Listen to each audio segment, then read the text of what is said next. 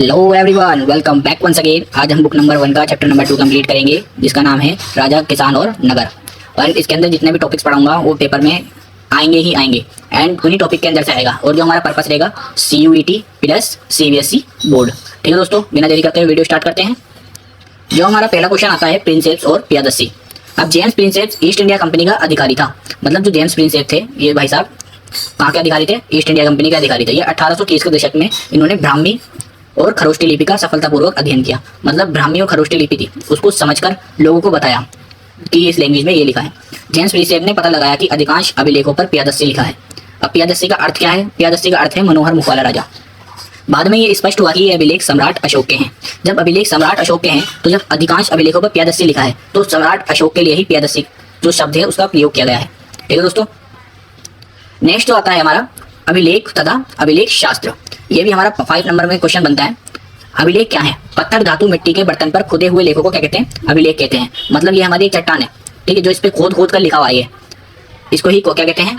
अभिलेख कहते हैं। अभिलेखों में राजा के आदेश, उपलब्धियां और महत्वपूर्ण बातें लिखी होती हैं। मतलब जो राजा के बड़े बड़े कार्य होते थे, बड़ी बड़ी बातें होती थी, आदेश होते थे, उपलब्धियां होती थी, सारी चीजें लिखी जाती थी किसमें? अभिलेखों में।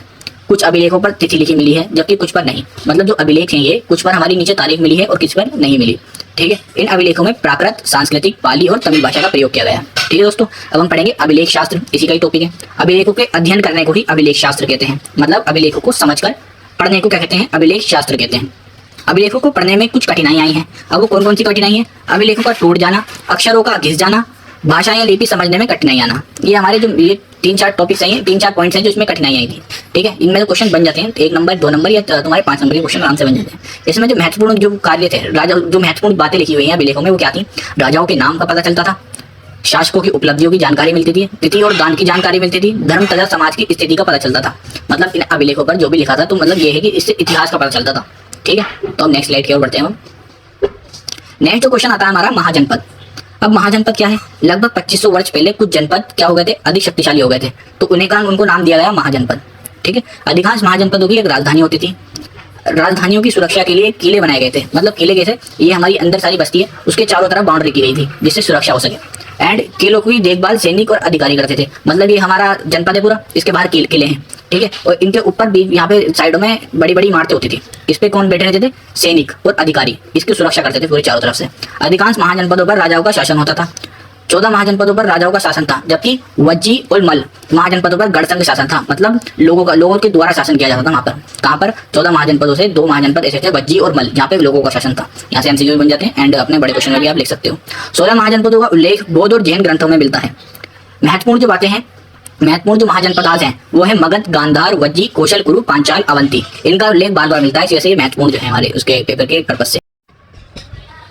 एंड नेक्स्ट हमारा जो क्वेश्चन आता है 16 महाजनपदों में मगध शक्तिशाली क्यों था? ये भी क्वेश्चन जो है हमारा 5 नंबर में बन जाता है, वह कभी कभार 8 नंबर में भी पूछा जाता है। इसके अंदर से हमारा 1 नंबर के क्वेश्चन भी बनेंगे, 1, 5 और 8 नंबर के क्वेश्चन बन जाते हैं। कैसे? मगध वर्तमान समय में कहाँ स्थित है? बिहार में। मगध की पहली राजधानी क्या थी? राजगृह। और बाद में इसकी राजधानी क्या हो गई? पाटलिपुत्र। ठीक है, अब जो हमारा मगध है ये शक्तिशाली क्यों है? इसके भी कारण है। इसका सबसे पहले कारण है भौगोलिक।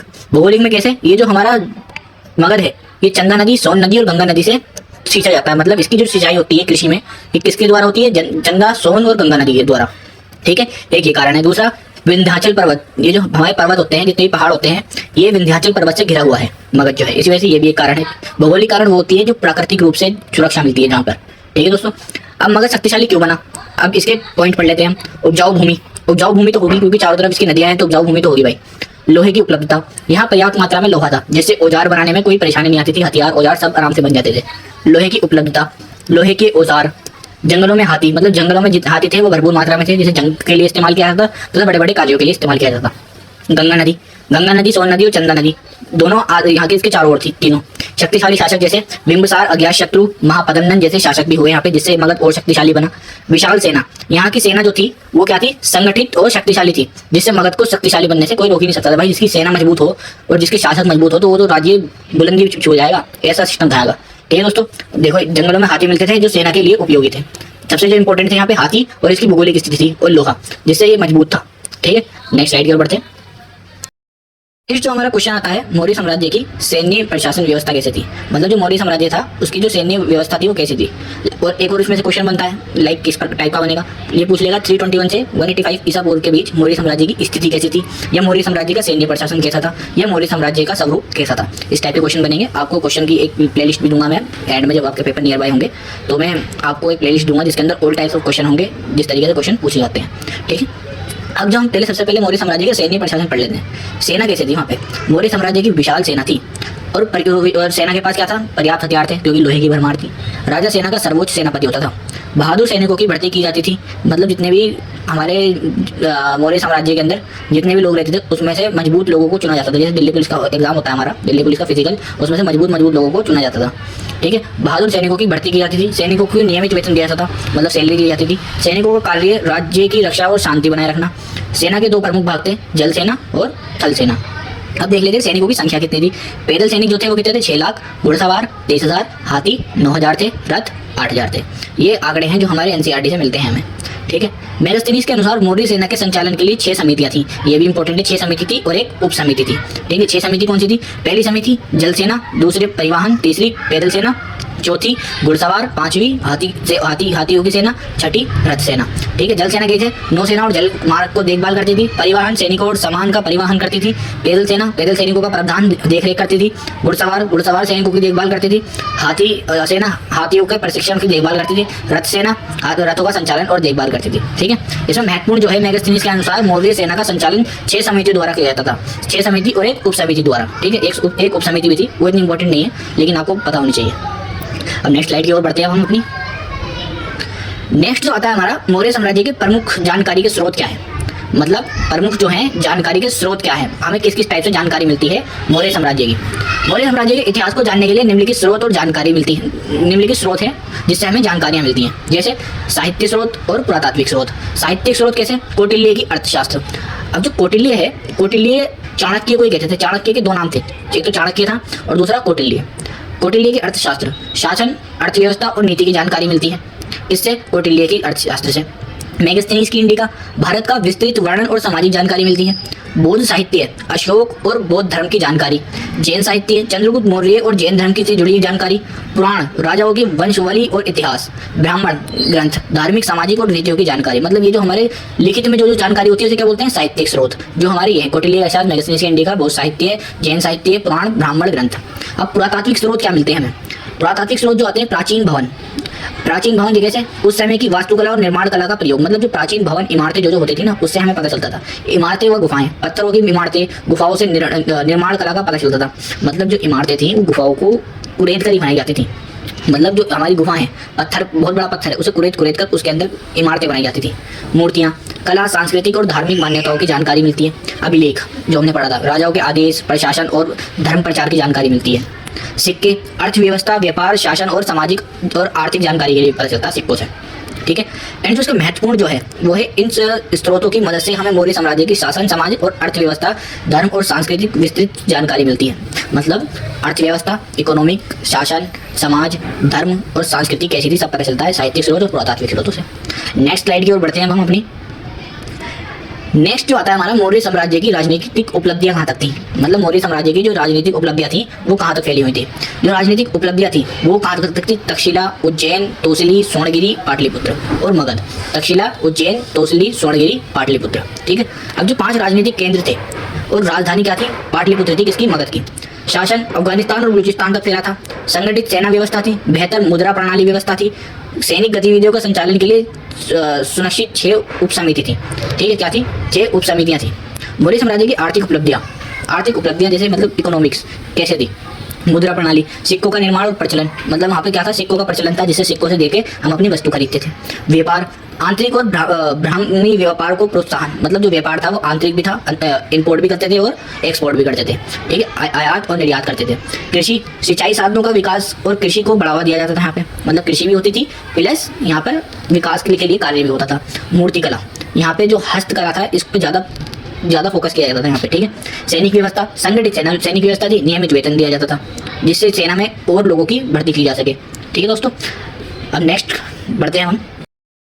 अब जो हमारा नेक्स्ट टॉपिक आता है भूमिदान। ये जो हमारा टॉपिक है ये 3 नंबर में पूछ लिया जाता है और इसके अंदर से एक एक नंबर के एमसीक्यू भी बनते हैं। ठीक है, अब जो भूमिदान था, वो जो अधिकार था भूमिदान करने का किसको था? राजा द्वारा किया जाता था भूमिदान। अधिकांश जो भूमिदान था वो किसके द्वारा किया जाता था? राजाओं द्वारा।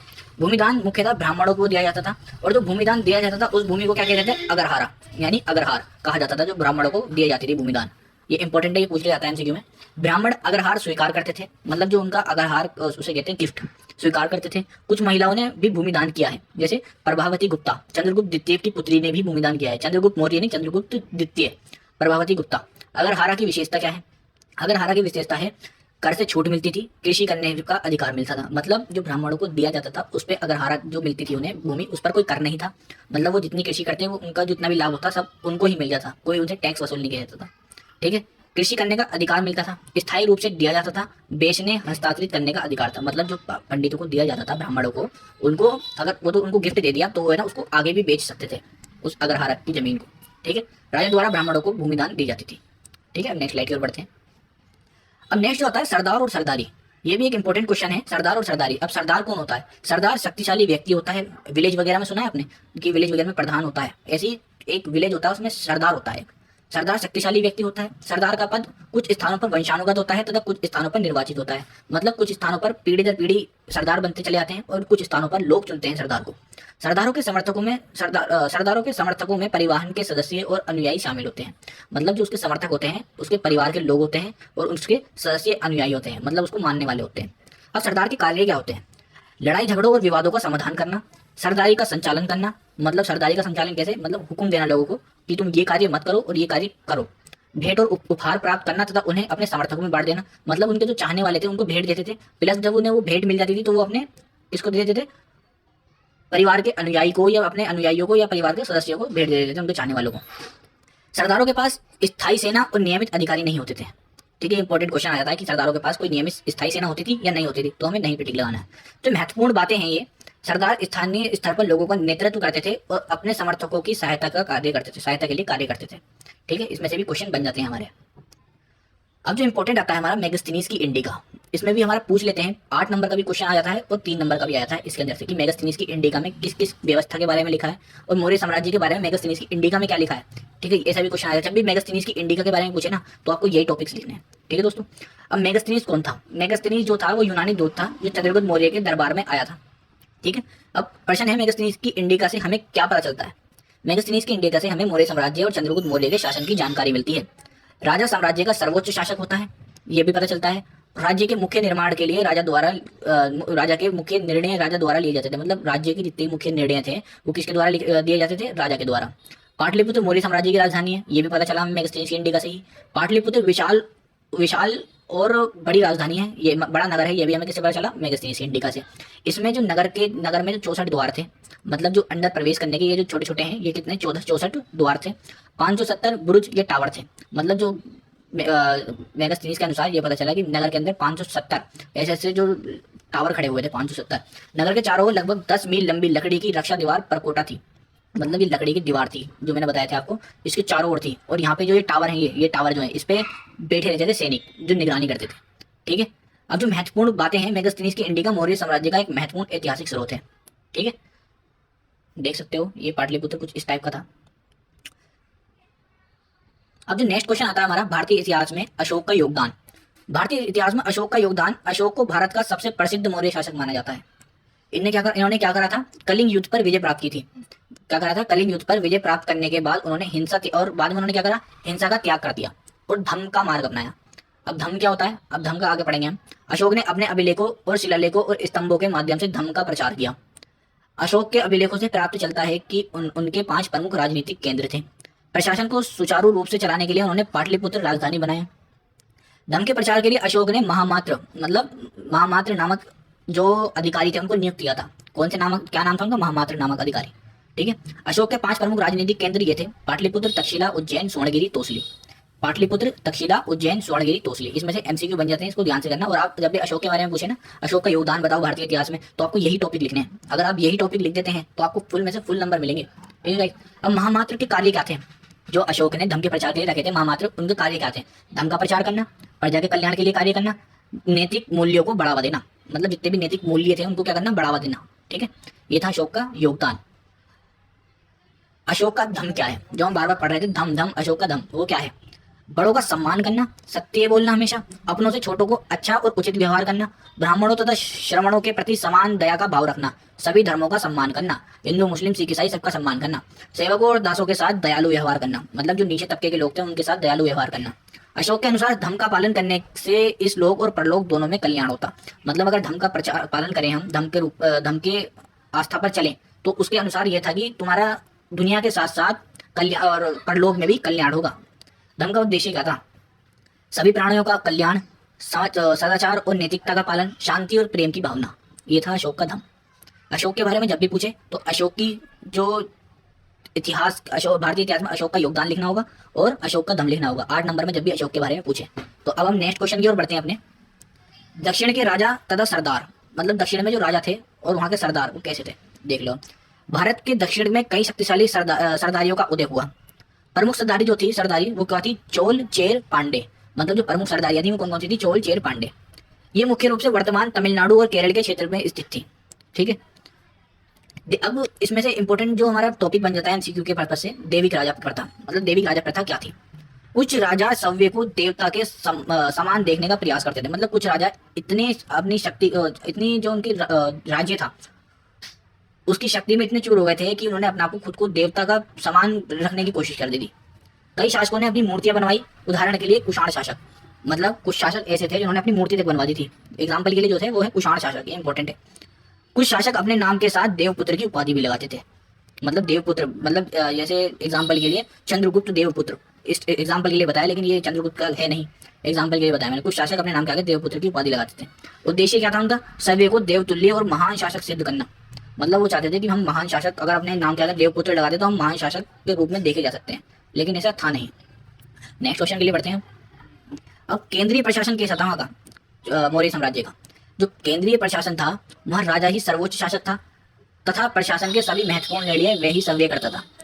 अब जो इसके इंपॉर्टेंट पॉइंट बनते हैं, सर्वोच्च अध्यक्ष राजा होता था। इसको आप लाइन में अपने अकॉर्डिंग लिख सकते हो। सर्वोच्च अध्यक्ष राजा होता था, प्रशासन के फैसले राजा ही करता था, राजा सलाहकार होता था। राजा का सलाहकार कौन था? चाणक्य था। मुख्य न्यायाधीश राजा होता था। मुख्य सेनापति सेना का प्रमुख होता था। राजधानी पाटलिपुत्र, आधुनिक पटना।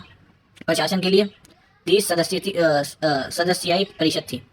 मुख्य अधिकारी एवं उनके कार्य, अब वहाँ पे मुख्य अधिकारी नियुक्त किए गए थे मौर्य साम्राज्य में। सेनापति, प्रधानमंत्री, समहर्ता, क्रमंतक, पुरोहित और सन्निधाता।